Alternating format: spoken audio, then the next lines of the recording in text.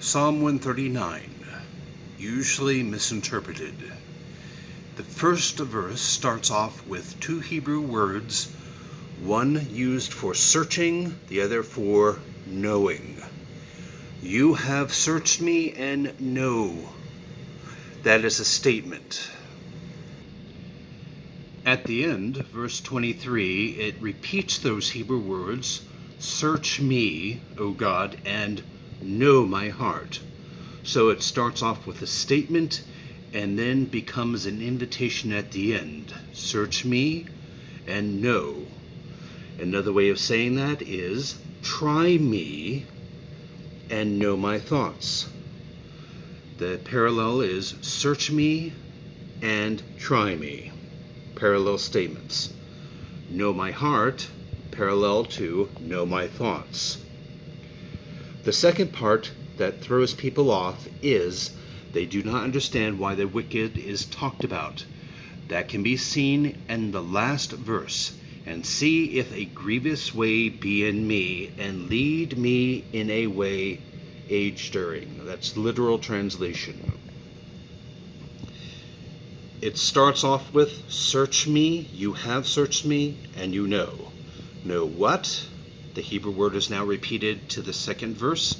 You, thou hast known what? My sitting down and my rising up. Thou hast, another way of saying it, attended to my thoughts from afar. Then it specifies my path, my couch. Thou hast fanned, and all my ways you're acquainted. Again, knowledge. There is not a word on my tongue. You have known it all. Again, knowledge. It keeps talking about knowledge. Knowledge too wonderful for me. You dost place me on thy hand. Then talks about whither do I go from your spirit. If I ascend to the heavens, you are there. If I spread out a couch in Sheol, you are there. Again, even in the uttermost part of the sea, your hand doth lead me, and your right hand holdeth me. After that, it talks about conception. My substance was not hid from thee when I was made in secret. Mine unformed substance your eyes saw, and on thy book all of them are written, the days they were formed, and not one among them. And then, and to me how precious have been thy thoughts, O God, how great hath been their sum. It starts off talking about knowing, God knowing, then talking about God's power, his presence, and then it talks about conception even there. So it's getting various examples of what the psalm started with, and then it goes into, dost thou slay, O God, the wicked? Then men of blood turn aside from me. What does this mean? Who exchange thee for wickedness, lifted up to vanity, are thine enemies. Do I not hate those hating thee? So, enemies, they have become to me. Why?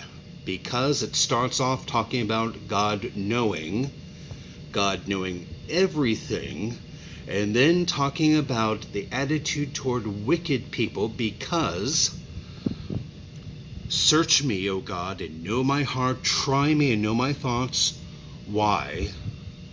See if there's a grievous way in me.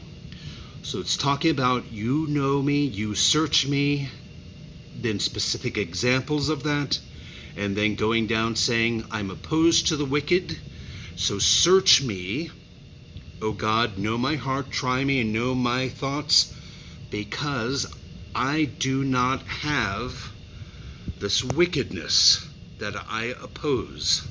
See if a grievous way be in me. It's talking about the wicked to show the attitude toward wickedness, and that wickedness is not present. The idea is knowing, search and know. And then an invitation, search and know, and see if a grievous way be in me. That is the idea of the psalm.